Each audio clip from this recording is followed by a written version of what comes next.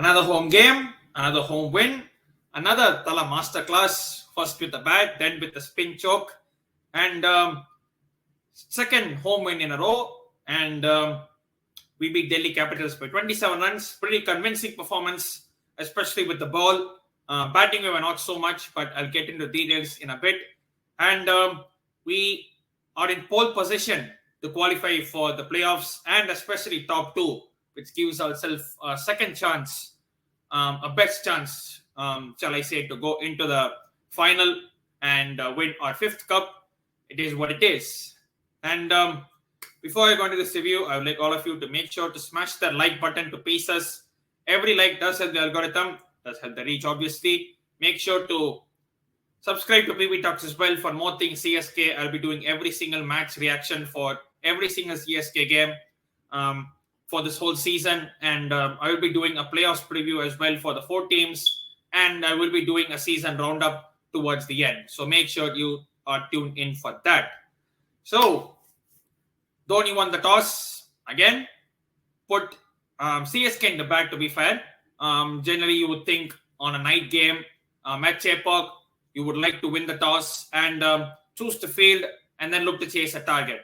But Dhoni looked at it. It was a proper minefield, something we had missed from the good old days. 2019, if you see the season where we won 6 out of our 7 home games, we put in a proper minefield and skittled teams out with that spin choke of ours. This time, Dhoni decided we'll somehow get to 150, 160 and then apply the spin choke in the second innings, and that is what we exactly did. We got to 160 courtesy of some cameo performances. I'm saying cameo because we really didn't no one really got a high score, to be fair. It was like 20s here and there all the way, but no one really getting a high score, so to say. But yeah, they always say little drops of water make a mighty ocean, and that's what we did. You look at the batting scorecard. We didn't get the greatest of starts.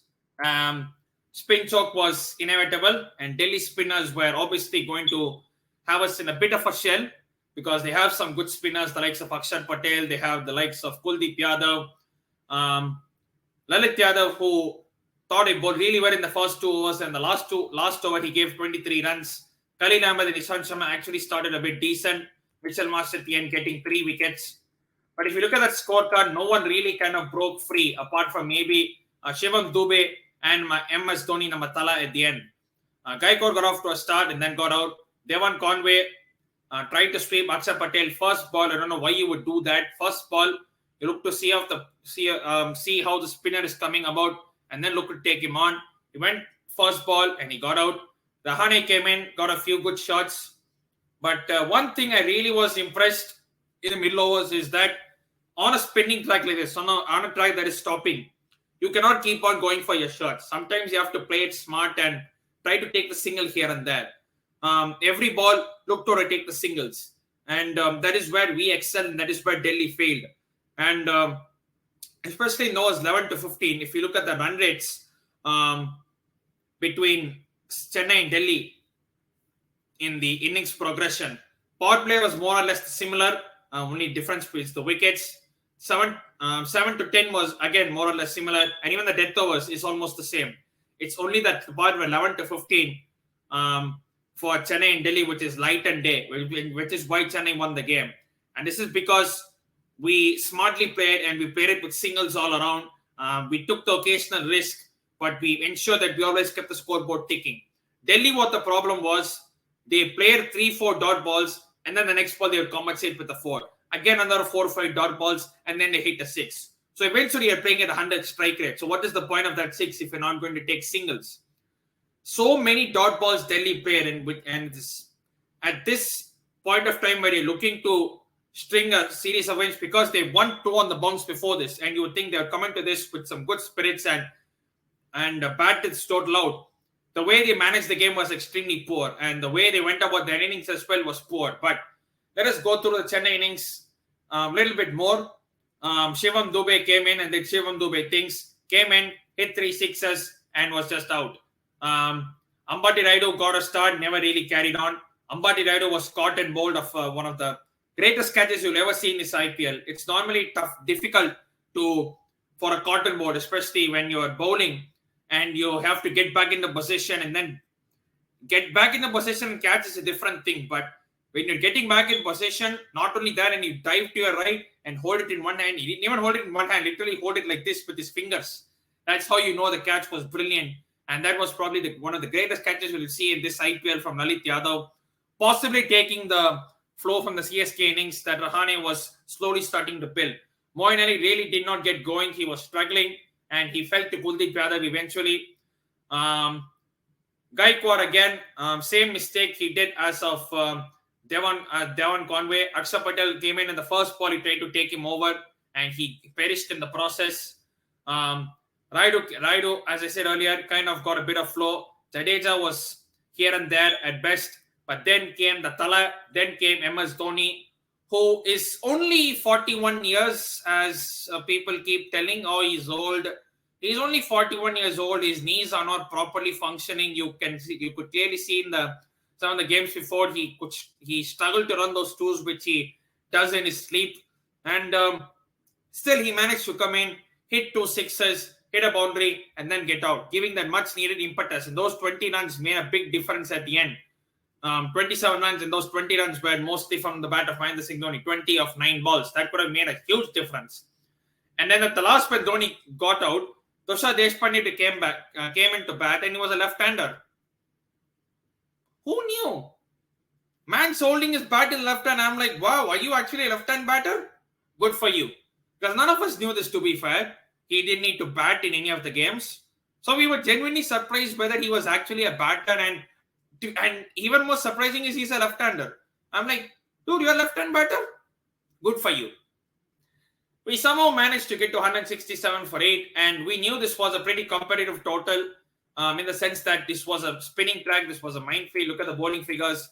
Lalit Yadav, as I mentioned, 2 overs he bowled well, but last over he went for 23 runs, 3 sixes. Shivam, Dube with 2 of them.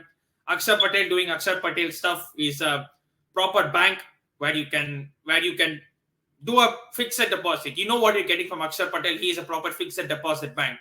Kuldeep Yadav, 1 for 28. You know what you were getting from him. Mitchell Marsh came in at the back end and bowled extremely well, and especially got the 3 wickets, especially the ones of Jadeja and Dhoni, when you know that they are capable batters at the end and can take the scorecard from 150 to 170. And we ended at 170, and you're thinking, okay, 170 is not the biggest score, but it's a very good score compared to when you're seeing this kind of a Chepauk pitch. You know it's a minefield, and you know that you have to take wickets at the power play to have any chance of a spin choke, and the death overs coming and doing that job. Because what held back CSK in the first few games is that the spinners and death bowlers basically papered over the cracks of our power play bowling, because every single power play we would be giving 50, 60, 70, which is not good enough. And you can't keep playing catch up after that. Sometimes you need to take a start. You need to give the initial momentum. And that is what we actually did. In the last 2-3 games, we have been giving starts in the power play with wickets. And especially we were screaming for someone like Deepak Chahar, who has been injured this season. He was injured last season and he's fit now. And we were thinking, please give us wickets with the new ball. That's what we are paying the 14 crores for you. And lo and behold, he did. Second ball, bowls it short to Warner, hits it straight to Ajinkya Rahane, and that is 0 for 1 already. And Delhi, if you look at the Delhi batting lineup, the top 4 was just all foreigners. 4 of the top 5, to be fair. All were foreigners. Warner, Salt, Marsh, and Riley also. Andy Nokia was still home with his family emergency. Hopefully it's nothing serious. But apart from that, everyone is basically Indian.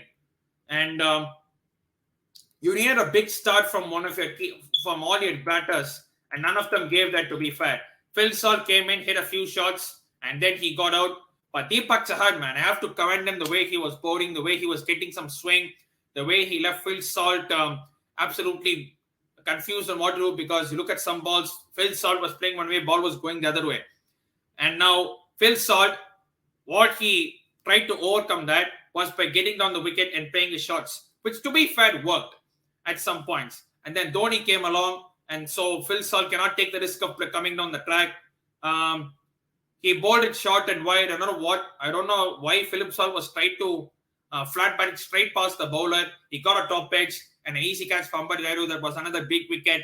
And then the third wicket was an absolute piece of comedy. I mean, Manish Pandey came in as the impact player. I'm not sure for who. Please let me know in the comments who Manish Pandey was the impact player for. Because he really impacted us. One, he got Mitchell Marsh out in the way that first he started. Mitchell Marsh was already halfway through. And then Manish Pandey is like, oh shit, I'll go back and get back into my crease. That's absolutely cowardness. I mean, when you have someone like Mitchell Marsh who's in the form, who's in very good form, and you are not even in good form, why are you turning your back on an opposition player, into your opposite player? Marsh was caught no man's land, and Rahane did the very smart thing, which is just basically run up to the stumps and just stick, ting. That's it. He didn't need to even do a direct hit. He didn't need to roll the ball. He just need to. He could even walk to the stumps and just hit the stump. He would have been out still. And we got those 3 wickets in the power play, and from there, it was only going to be catch-up job.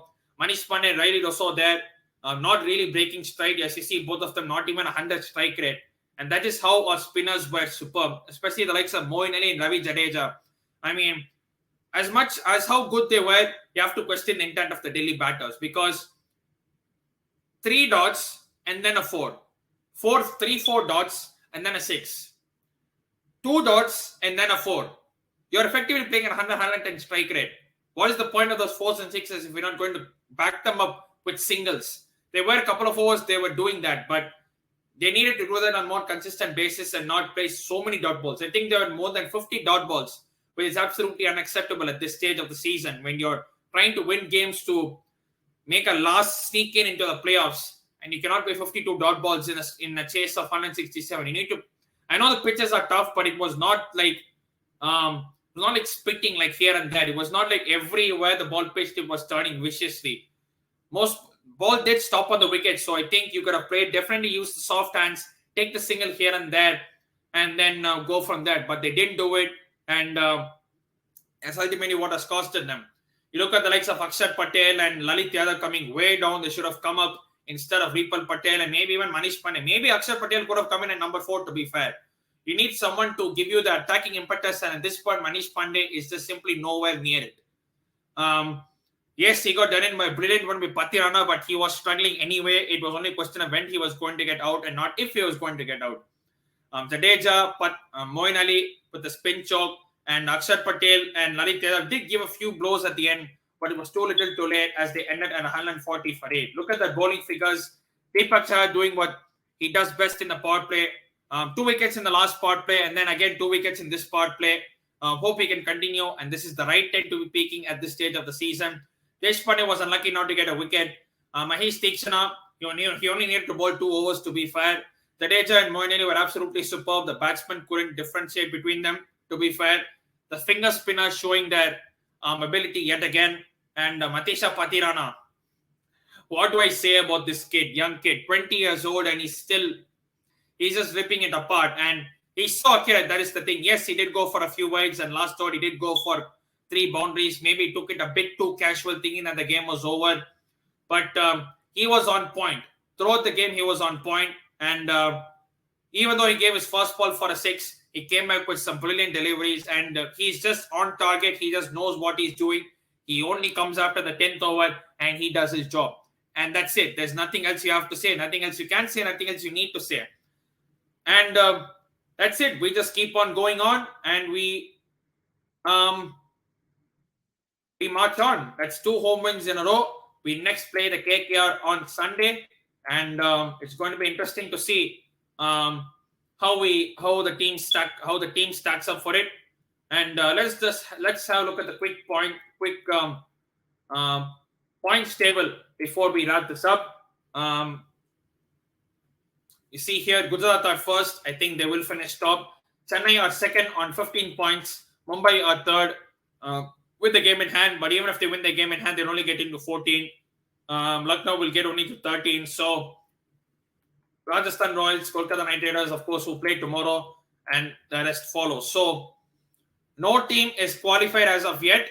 But I think it's only a question of time when it happens. Of course, Gujarat plays Mumbai next. That will be an interesting fixture to see. CSK play KKR on Sunday. If we do our business, we will finish in the top 2 and play our qualifier in Chennai. It's as simple as that. We don't need to depend on anyone else. If we do our business, we play qualifier 1. It's as simple as that. 7 wins out of 12 and 4 wins out of 6 at home is an absolutely superb start to the season. And let's hope we finish it off.